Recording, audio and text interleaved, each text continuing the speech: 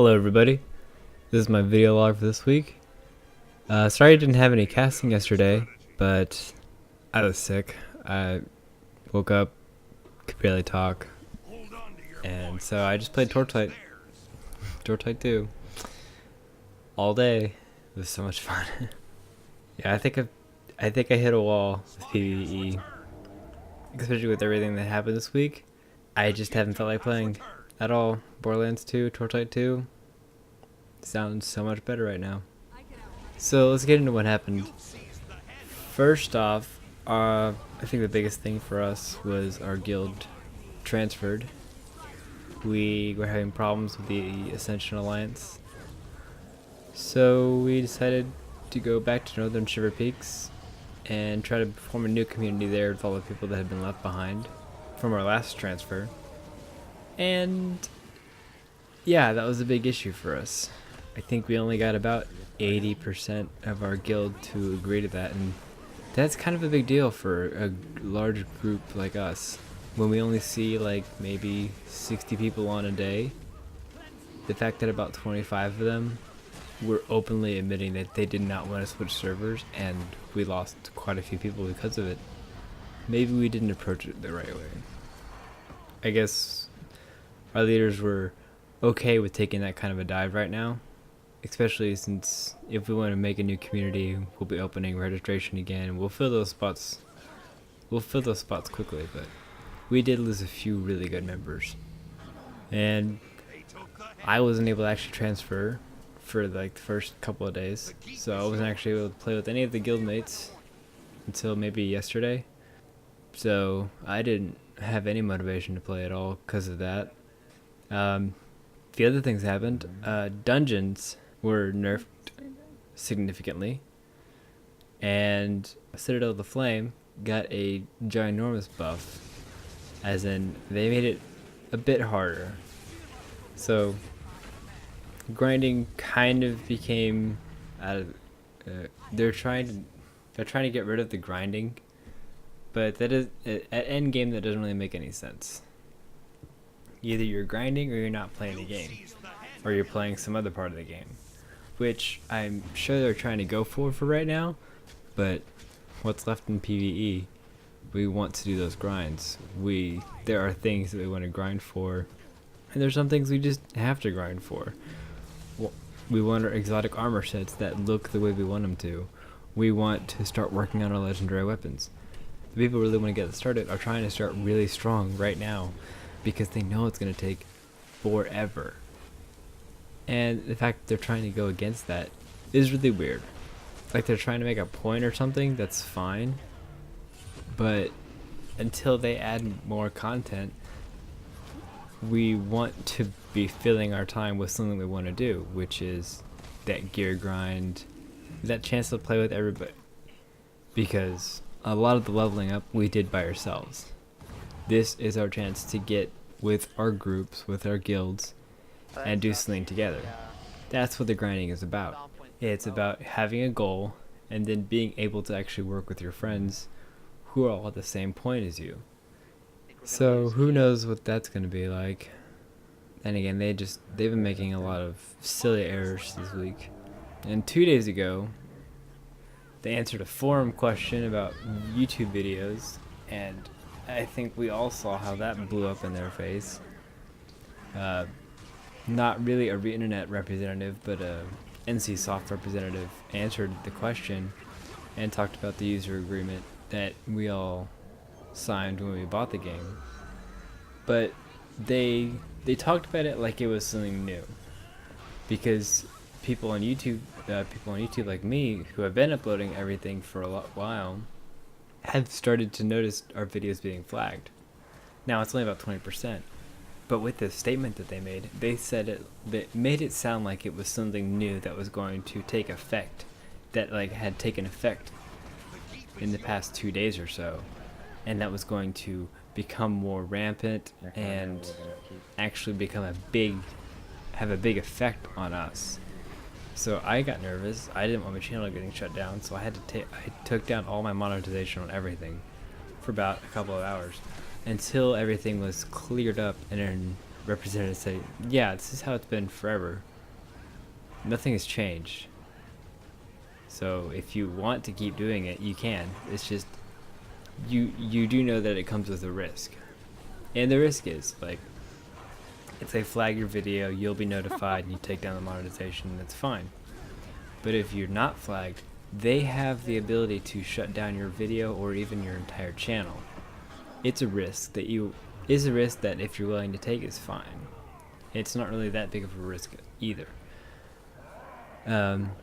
It's just what you can do while you build up your channel until you get into a network like TGS, TGN, Machinima, anything like that. So for now, I just have to be very careful and check on my channel and make sure nothing's giving up warning signs or anything. Another thing that happened this week is we decided to actually start forming PvP teams for our guild. The Brotherhood had a meeting after our server transfer meeting where we split up and captains would pick their teammates and we would be sorted out into our own SPVP groups. Now, I think we were a little rushed on time and we really didn't think everything through. There were a lot of problems with how the teams ended out. I noticed as we were picking teams, some things had to be changed just because people were so unhappy about how the teams turned out that they actually made a fuss about it. And even though I wasn't happy with how the teams turned out. I really think it should have been more in depth. I think it should have taken a long time. I think we should have looked at people, asked them questions about what do you want to do. Like we said the entire interview process was basically, okay, what are your hours? Are you hardcore, semi-hardcore? And what do you play? And I didn't even look at that. I was we split up into groups, but my group ended up being just me by confusion. So when I was by myself, I talked to each group and asked them what do they hope to achieve. I didn't actually get the same interview process that everyone else had because it was just me and we had 10 minutes to spare. I'd asked each teammate or team leader what do they hope to achieve, and I got better answers that decided what group I wanted to join. And by the end of that, I had 3 choices. I was like, okay, these 3 teams I really found that they are the teams that I want to be with. And then at the end, I didn't even get into any of those teams. I was picked for a team I had really not talked to that much, and I'm not sure I was able to get my point across of what my goals were. I don't think a lot of these people got their points across of what they wanted to achieve just as a player and not as a team. So I ended up being on a semi-hardcore team, which made no sense to me whatsoever. I make these videos, I do casting. Obviously, I want to be a part of the hardcore scene, part of a team that wants to go into competitions and look for an esports opportunity. I don't know, but sadly we lost one of our teammates due to the server transfer. I think we lost a few teammates out of the whole bunch due to the server transfer. So who knows, we might reorganize it, some new things might happen, but I really think we approached this very hastily because of how much time we were left with after the gigantic server transfer meeting. That thing was just a mess. So because of that, I really haven't had a team to work with, just because, one, that team only wants to practice 2 days a week, unlike the other teams that are practicing 5-7 days a week. And then we haven't had a full team to work with anyways since one of them left, so I was never able to get any tournament practice in this week. No recordings, no footage, no scrims, no casting, no video yesterday. I had, even if I wasn't sick, I probably would have done an apology video just because I didn't have anything to cast. I don't know. This has been a very slow start for me, just because everything we went into headstrong and then just kind of gotten disappointed by either our guild's communications or something from ArenaNet, or something has always been getting in the way of our progress. But we'll see what happens. It's launch, I guess. I know there's not a lot of, like, besides Team Paradigm, I haven't seen anything from any other competitive team right now. So maybe they're hitting the same problems I am. Well, not specifically, but maybe they're having the same problems as not being able to get into SPVP like they thought they would.